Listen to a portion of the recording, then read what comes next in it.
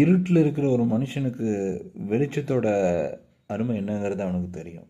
எல்லாரும் வாழ்க்கையும் இருட்டிலேருந்து வெளிச்சத்துக்கு வரணும்னு தான் ஆசைப்படுறாங்க.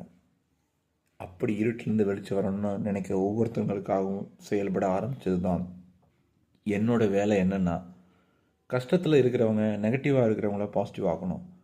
கடவுள் பேரை சொல்லி ஏமாத்துறேன் பண்ணுறேன்னு என்னென்னமோ விஷயங்கள் என்னை பற்றி சொல்கிறாங்க. சக மனுஷனுக்கு மனசார நல்லது நினைக்கிறதுக்கு ஒரு நல்ல மனசு வேணும்.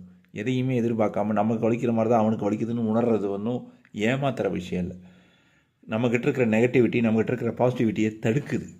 உங்களுக்கு ஒரு நல்ல விஷயம் நடக்க வருதுன்னா ஃபஸ்ட்டு அது என்ன ஏதுன்னு தெரிஞ்சு அதை ஃபாலோ பண்ணி பார்த்தா தானே தெரியும். எனக்கு தெரியும் இந்த ஆட்டிடியூட்டு, ஈகோ, படுற கஷ்டம்லாம் பட்டுக்கிட்டே இருக்கும். மனுஷன் பாவம் செஞ்சனால தான் மனுஷ பிறவி எடுத்திருக்கான்.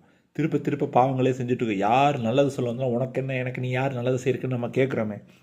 ஒரு நிமிஷம் அந்த நல்லவன் சொல்கிறான் நம்ம மேலே கன்சர்ன் வச்சு நம்ம மேலே பேச வராங்கன்னே நம்ம புரிஞ்சுக்க மாட்டேங்கிறோம். உங்கள் வாழ்க்கையில் உங்களை தேடி எந்த விஷயம் வருதோ அது உங்களை மேம்படுத்த தான் வருது. நம்பிக்கைங்கிறது பயங்கிறது போய் நம்பிக்கைங்கிறது மேலோங்குச்சுன்னா உங்கள் வாழ்க்கையும் சந்தோஷமாக மாறும்.